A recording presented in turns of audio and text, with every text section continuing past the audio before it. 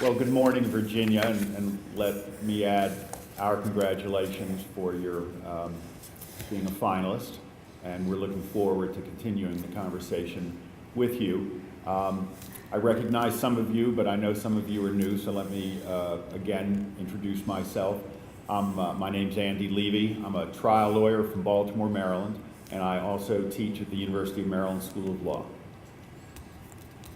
My name is Madeline Dunn, and I'm an historian with Delaware's Division of Historical and Cultural Affairs.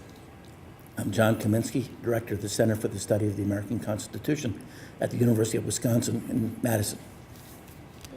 Hi, my name is Eric Sawchak. We are all seniors from the Maggie L. Walker Governor School in Richmond, Virginia.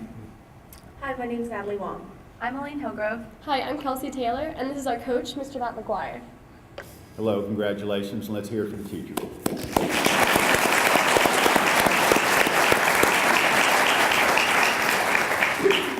Okay, well, this is Unit 2, and it's no surprise that our question is question number 2, but let me read it for the benefit of the gallery. It begins with a quote from R.B. Bernstein. Although posterity has tended to emphasize the work of the Constitution's framers in the Federal Convention of 1787, the ratification of the U.S. Constitution in 1787 to 1788 was a landmark in the history of government. What evidence can you offer to support or dispute this claim? In what ways, if any, was the plan for ratification an example of social contract theory? What precedents were established by the ratification process, and why have they continued to be so important? And now we'll be happy to hear your opening statement. The question before you is such that no nation on earth, without the limits of America, has ever had the privilege of deciding upon. John Hancock's statement from the final days of the Massachusetts Ratification Convention described the unprecedented and historic nature of ratification. Following in the footsteps of Britain and France, the role of elites in creating the Constitution was not unique. Rather, it was the concept of needing the approval of the common people that was daring and profound. Many state constitutions were ratified by their people, but never had such a process been applied on a scale as large as America. In ratifying the Constitution, the people of a nation were given the power of self-rule by giving their consent to their government for the first time.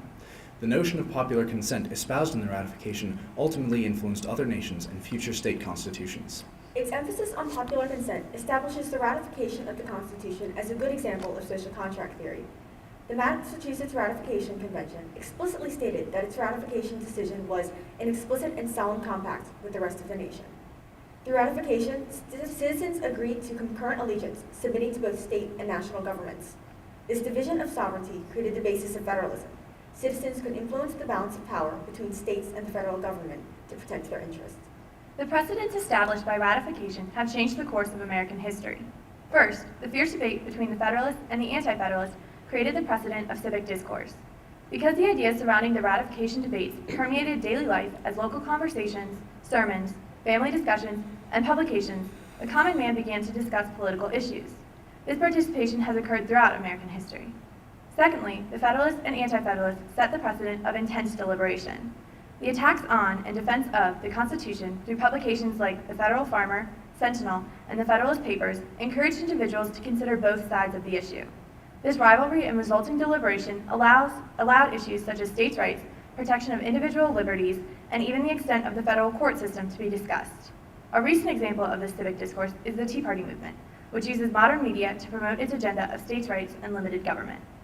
Although the Federalists and Anti-Federalists were not formal political parties, the opposition set the precedent of a two-party political system. The partisan tendencies established during the ratification debates established their strong influence as early as Washington's presidency, with the divide between Jefferson and Hamilton.